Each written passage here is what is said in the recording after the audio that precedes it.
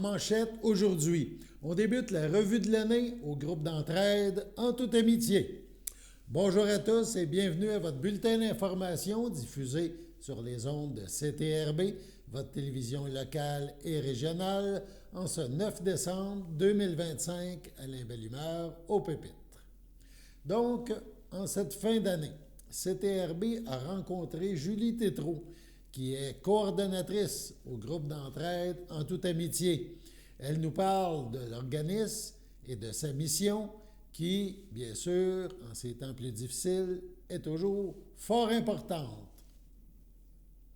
Je suis en compagnie de Julie Tétrault du groupe d'entraide En toute amitié. Guetta, comme on a l'habitude de dire, tu es la coordonnatrice et tu viens nous rencontrer aujourd'hui. On fait un petit peu de bilan de 2025, encore là, une année riche en rebondissements, beaucoup de travail, beaucoup de choses. Bonjour Julie. Bonjour Daniel, ça va bien? Ça va bien. On voit souvent ça, Guetta, groupe d'entraide En toute amitié. Peux-tu nous recentrer, c'est quoi groupe d'entraide En toute amitié? C'est quoi vraiment sa mission? C'est quoi son but? Oui. En fait, le groupe d'entraide En toute amitié, c'est un organisme communautaire autonome de lutte à la pauvreté avec un important volet marchand. Donc, vous connaissez probablement la friperie L'Habille-Tout. Des fois, les gens ne connaissent pas le groupe d'entraide En toute amitié, connaissent la friperie L'Habille-Tout, mais c'est le nom qu'on donne à notre friperie. On a aussi un comptoir meuble. Dans le fond, l'argent qu'on fait avec les magasins, c'est réinvesti dans les services à la communauté pour les plus démunis.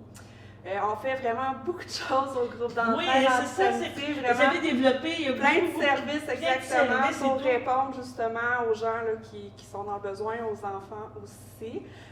Présentement, je dirais qu'on a environ 160 ménages qui viennent chercher de l'aide alimentaire à chaque semaine à notre organisme.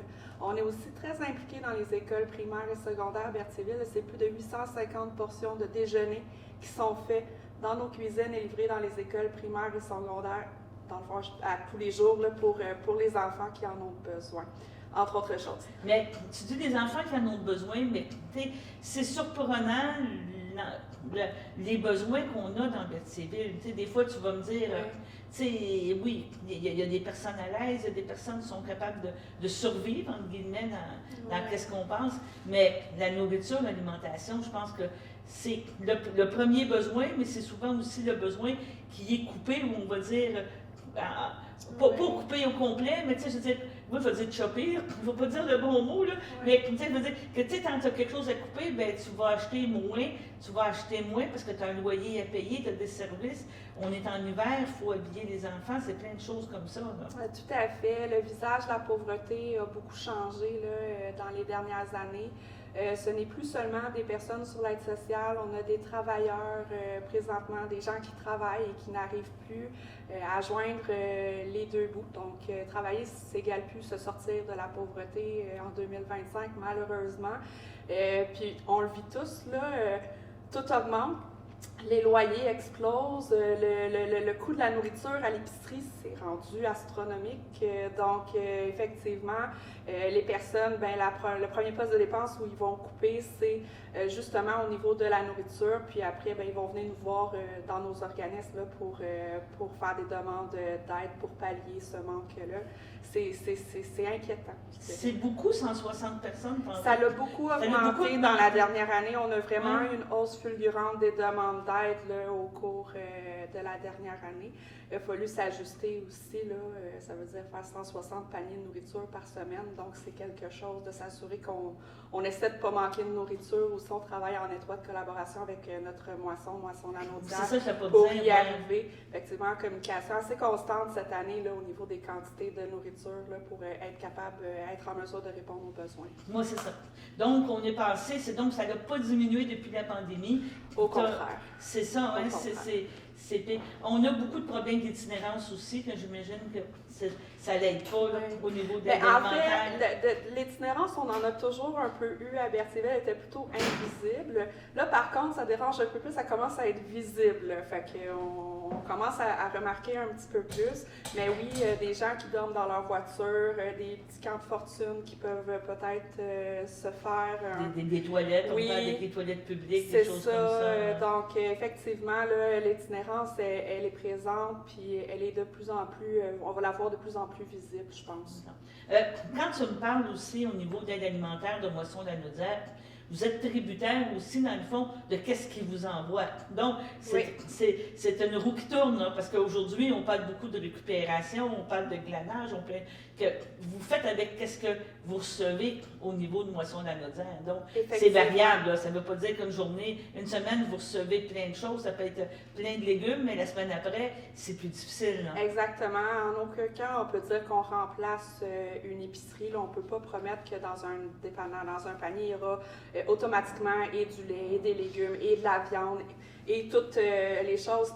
Non, dans le fond, on fonctionne vraiment avec qu'est-ce que Moisson nous donne. Bien, c'est ce qu'on va redonner, dans le fond, au niveau de la communauté. Effectivement, il y a des semaines qui ont un peu plus de denrées, puis il y a une autre semaine, Moisson avait moins de denrées, donc il nous donne moins. Bien, nous aussi, on redonne moins.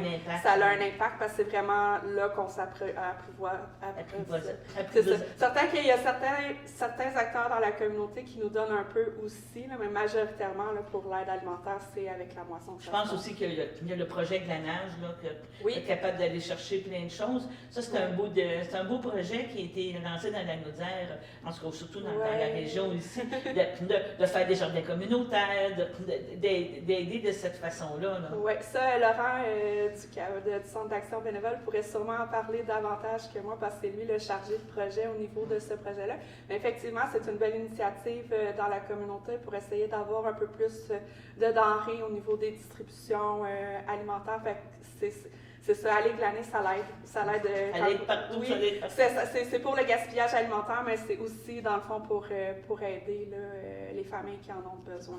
Une de vos missions, justement, c'est de s'impliquer au niveau des écoles. C'est devenu graduellement. Vous avez commencé par la petite école, comme on dit, par le primaire.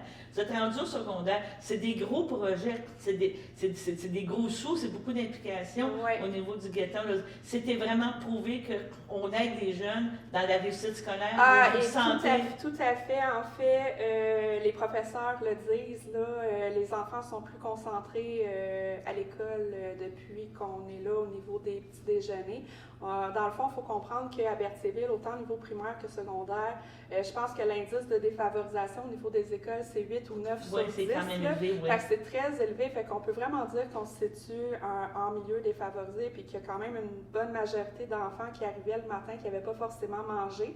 Donc, puis manger, c'est quand même un besoin de base, hein? C'est la base. Si tu ne manges pas, essaie de te concentrer à l'école après, puis d'apprendre, ça ne marche pas.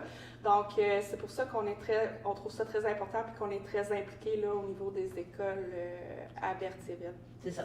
C'est un dîner communautaire qui permet de rencontrer, permettre aussi du réseautage des gens qui ont des besoins. Là. Oui, tout à fait. En fait, tous les mercredis, entre midi et 1h, on offre un repas gratuit pour nos membres. Donc, les personnes qui sont à faible revenu, qui habitent sur notre territoire. Pour les personnes qui ne sont pas membres de l'organisme, peuvent aussi venir manger avec nous. C'est ouvert. On a comme on demande un 5 symbolique quand c'est quelqu'un qui n'est pas membre de notre organisme, mais c'est certain que toutes les personnes qui sont dans le besoin peuvent profiter de ce service-là gratuitement. Puis effectivement, ça permet de briser l'isolement des personnes puis d'échanger. C'est pas juste des personnes en situation de pauvreté qui viennent manger le mercredi. Il y a les travailleurs de rue qui sont souvent présents aussi lors de ce dîner-là. J'ai des bénévoles qui sont des retraités là, qui viennent manger avec les personnes. Fait que je pense que ça peut permettre des échanges qui sont intéressants et qui sont riches là, de part et d'autre. OK. La friperie et le comptoir du meuble sert beaucoup aussi de réinsertion. Vous participez à des projets, des choses, donc les gens, il y a des employés permanents, mais vous avez du roulement au niveau aussi des employés, on pourrait dire temporaires ou de réinsertion. Oui. En fait, de façon générale, les magasins vont super bien actuellement, là, ça je voulais le dire, la friperie, le comptoir meuble, on a une belle clientèle, venez nous encourager, il faut que ça continue dans ce sens-là. Puis les magasins, c'est pas juste pour les personnes qui sont dans le besoin, là, c'est vraiment pour la population en général. Puis on est à l'ère où est-ce que le réemploi, où est-ce que la planète, c'est important. Donc, venez nous encourager. Puis en plus, vous venez encourager une mission sociale, dans le fond, pour lutter contre la pauvreté. Fait que continuez à venir nous encourager. Puis effectivement, au niveau de notre organisme, pas juste pour les magasins, que ce soit aussi pour les autres services qu'on offre. Oui, j'ai une équipe de travailleurs que c'est vraiment, ils sont engagés, là, une douzaine d'employés qui travaillent à l'organisme. J'ai aussi environ 25 bénévoles réguliers actuellement qui œuvrent dans les différents services. On accueille aussi des personnes sur des programmes d'employabilité. Parfois, on a des stagiaires. Puis j'ai aussi des personnes sur des travaux communautaires ou compensatoires qu'on accueille à l'organisme. Grosso modo, je dirais que c'est une cinquantaine de personnes qui œuvrent dans les différents services de notre organisme. CTRB vous présentera la suite de cet entretien au fil des prochains jours, donc à suivre. Sur ce, on passe à la pause. Votre station de télévision de Berthierville vous invite cordialement à son bingo hebdomadaire télédiffusé tous les samedis matins dès 9h30. Depuis longtemps, les fans de CTRB se divisent le joyeux montant de 600 $ chaque semaine à cette joute de bingo. N'oublions pas non plus le super bingo mensuel d'une cagnotte de 2000 $ que vous pourriez vous partager chaque premier samedi du mois. Un moment de fébrilité qui pourrait devenir payant pour plusieurs d'entre vous. Pour vous procurer ces fameuses cartes de jeu, les dépositaires participants sont à Berthierville, le dépanneur Formule 1, la station-service Arnois sur le boulevard Gilles-Villeneuve, le marché IGA Extra Famille Mont-d'Or sur la rue Gabrielle-Brissette, le marché Métro Boucher sur la rue Notre-Dame et la pharmacie Proxime sur la rue Frontenac. À Saint-Ignace de Loyola, le dépanneur Proxy sur la rue de la Traverse, la boucherie Aldo sur le rang Saint-Michel. C'est donc un rendez-vous hebdomadaire chaque samedi matin à 9h30 sur les ondes de CTRB, votre télévision locale et régionale, celle-ci toujours en haute définition. Toute l'équipe de CTRB vous remercie de votre fidélité et vous souhaite bonne chance. À l'Assomption, l'histoire s'anime, la ville s'éclaire. Pendant les fêtes, venez découvrir les projections spectaculaires et le parcours historique inédit de Cité Mémoire. Une expérience immersive gratuite au centre-ville de l'Assomption.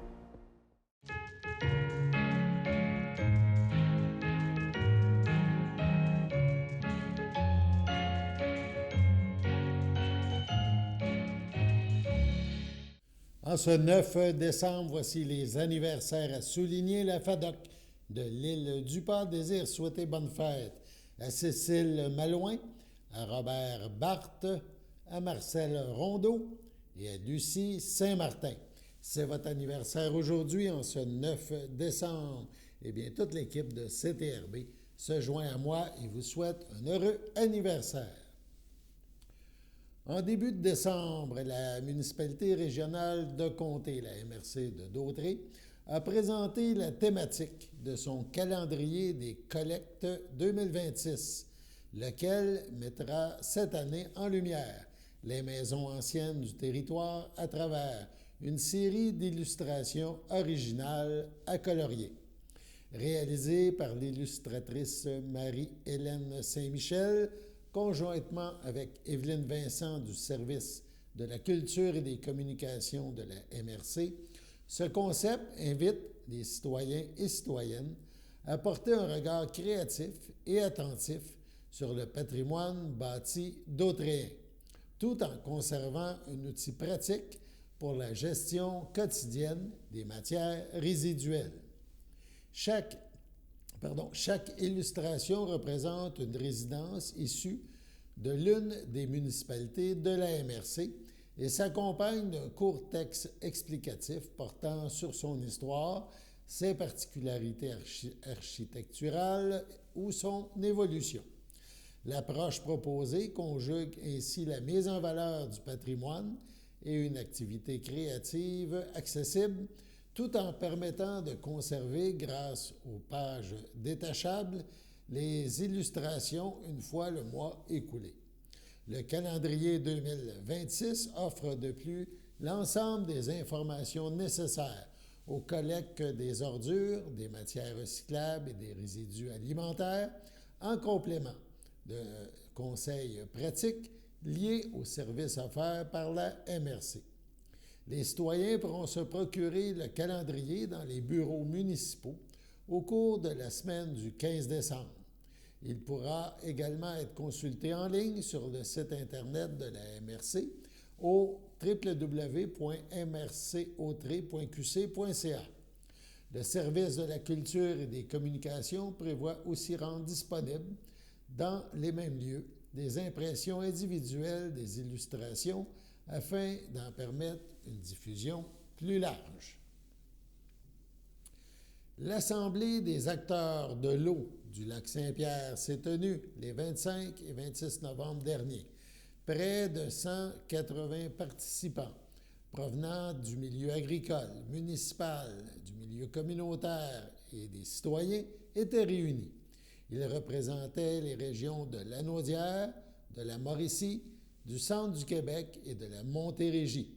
Pendant 2 jours, les participants ont discuté des enjeux liés à la gestion durable de l'eau du lac Saint-Pierre.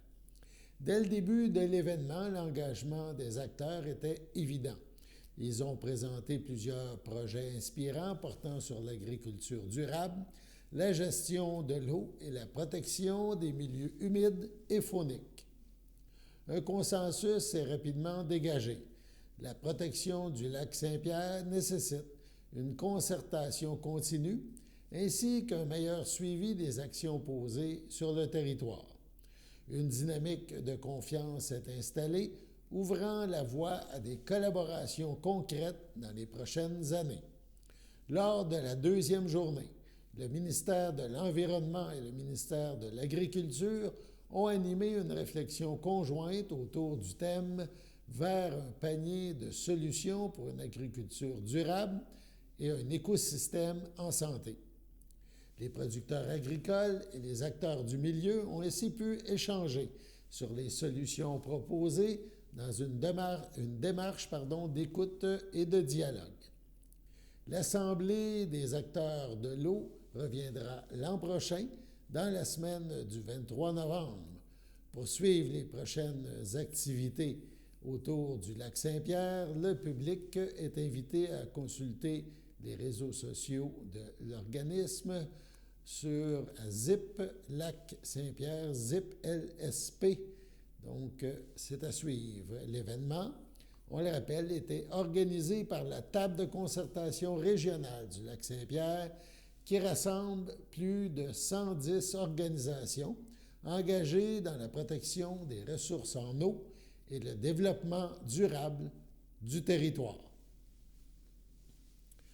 Le service de police du Québec, les services de police du Québec, voilà, en collaboration avec les contrôleurs routiers de la Société de l'assurance automobile du Québec, la SAAC, intensifieront leur intervention sur l'ensemble du territoire du 4 décembre prochain, depuis le 4 décembre, et ce, jusqu'au 4 janvier 2026, donc durant un mois complet. Cette mobilisation s'inscrit dans le cadre de l'opération nationale concertée visant à contrer la conduite avec les capacités affaiblies par l'alcool ou la drogue. Durant cette période, les policiers multiplieront les interventions, notamment par des contrôles routiers et des dépistages préventifs. En parallèle, une campagne de sensibilisation sera déployée sur les différentes plateformes sociales des organisations policières afin de rappeler les conséquences graves liées à la conduite avec les capacités affaiblies. La SAAQ poursuit également sa campagne du temps des fêtes, amorcée le 10 novembre dernier et se poursuivant jusqu'au 21 décembre. Celle-ci rappelle l'importance de ne jamais prendre le volant après avoir consommé. Les risques et conséquences sont considérables tant pour le conducteur que pour son entourage. La conduite avec les capacités affaiblies demeure l'une des causes principales de décès sur les routes du Québec. Entre 2019 et 2023, l'alcool était en cause en moyenne dans 28 % des collisions mortelles et 15 % des collisions impliquant des blessés graves. Il est également essentiel de défaire les nombreux mythes entourant la capacité à récupérer plus rapidement après avoir consommé. Seul le temps peut dissiper les effets de l'alcool ou des drogues. De plus, tenter d'estimer son propre taux d'alcoolémie avant de prendre le volant représente un risque majeur. L'effet d'une seule consommation ne doit jamais être sous-estimé. Quand on consomme, on ne conduit pas. Cette opération nationale concertée est menée en partenariat avec la Sûreté du Québec, l'Association des directeurs de police du Québec, la SAAQ et l'ensemble des services policiers municipaux. Sur ce, on passe à la pause.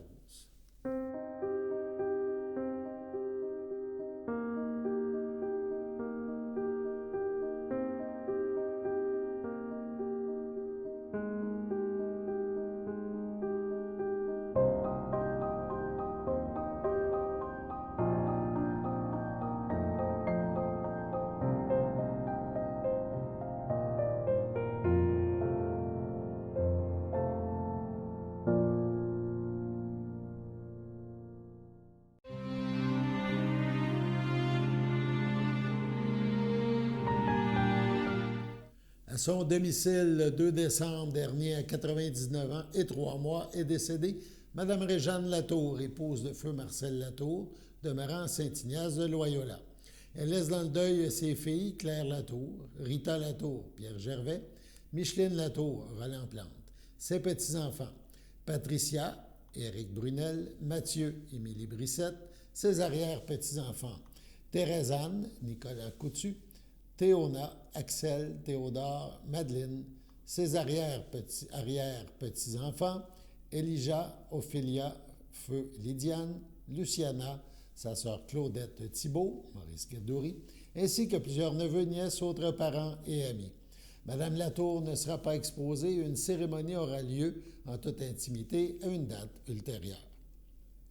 Au CHSLD Piémont, à Saint-Jean-de-Matha, le 19 novembre, à 75 ans et 3 mois, est décédé M. Ghislain Bellé, fils de feu Valère Bellé et de feu Yvette Rondeau, demeurant à la visitation de l'île du Pas. Il laisse dans le deuil son fils Christian, son petit-fils Raphaël, ses sœurs, ses frères, ses beaux-frères et belles-sœurs, Louisette Bellé, Gérard Joinville, Francine Bellé, Marcel Jasmin, Léopold Bellé, Monique Chaput, Martine Bellé, Michel Lassalle, Mario Bellé, Martial Bellé, Étienne Bellé, Micheline Lafrenière, Jérôme Bellé, Chantal Lacourcière, ainsi que plusieurs neveux, nièces, autres parents et amis. La famille vous accueillera samedi 13 décembre dès 11h au complexe funéraire Efterio, 741 Notre-Dame à Berthierville.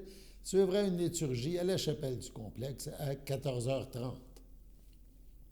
À l'hôpital de Lanaudière, le 14 novembre, à 69 ans, est décédé M. Michel Langlois, époux de feu Claudine Côté, demeurant à Sainte-Geneviève de Berthier.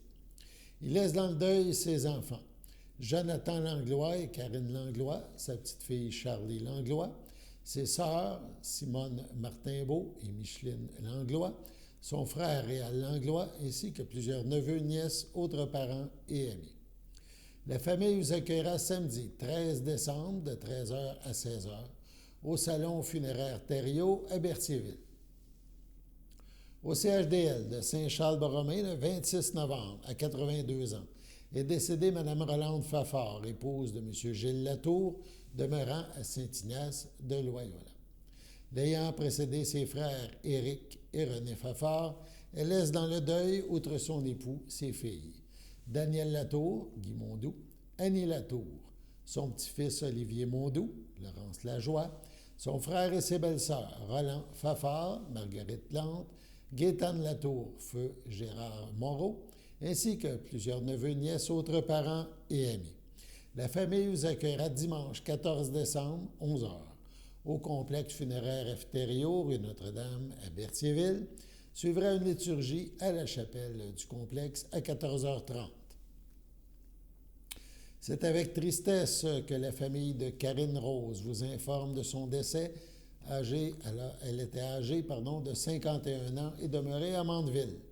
Elle laisse dans le deuil, outre son époux Mike Marley, ses enfants, Vicky Larocque, Samuel Rompé, Hugo Larocque, son petit-fils Théodore, sa mère Francine Castelletti, feu Serge Rose, son frère Yannick Rose et Stella Marion, sa belle-fille Macha Marley, ses beaux-frères et belles-sœurs de la famille Marley, ses nièces et son neveu, ainsi que plusieurs autres parents et amis.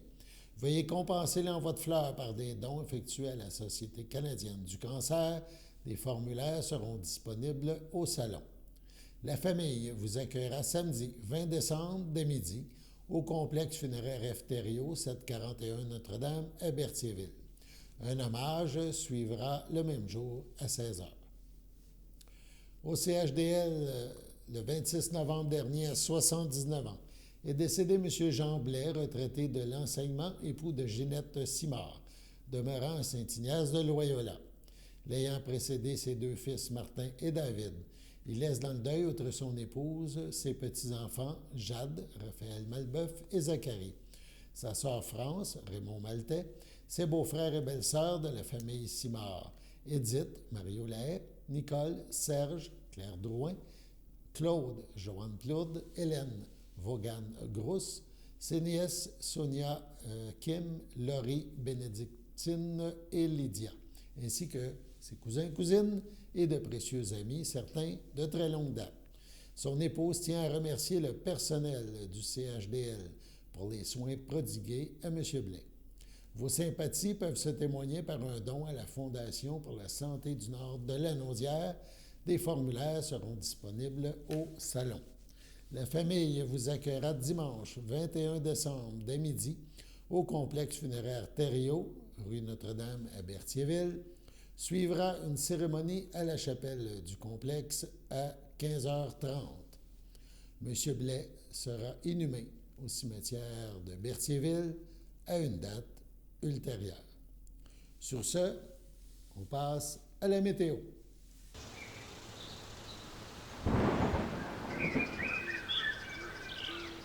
Bienvenue à votre météo de cette semaine. Aujourd'hui, mardi soir, ce sera quelques flocons, une température de moins 12, un temps ressenti de moins 17, moins de 1 cm de neige. Mardi nuit, ce sera de la faible neige, une température de moins 11, un temps ressenti de moins 17, environ 1 cm de neige.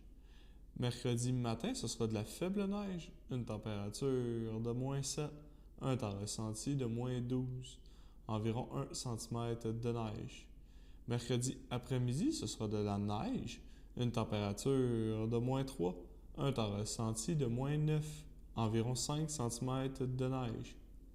Mercredi soir, ce sera de la neige, une température de moins 4, un temps ressenti de moins 10, environ 1 à 3 cm de neige. Mercredi nuit, ce sera de la neige, une température de moins 5, un temps ressenti de moins 13, environ 1 à 3 cm de neige. Et voilà, c'était tout pour votre météo.